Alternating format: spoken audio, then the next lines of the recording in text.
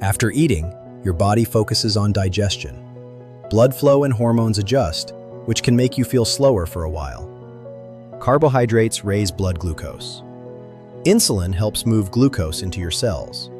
Rapid changes can affect focus and energy. Large meals or refined carbs digest more quickly. Faster digestion often causes bigger energy changes. Protein, fiber, and healthy fats slow digestion. Slower digestion usually means more steady energy.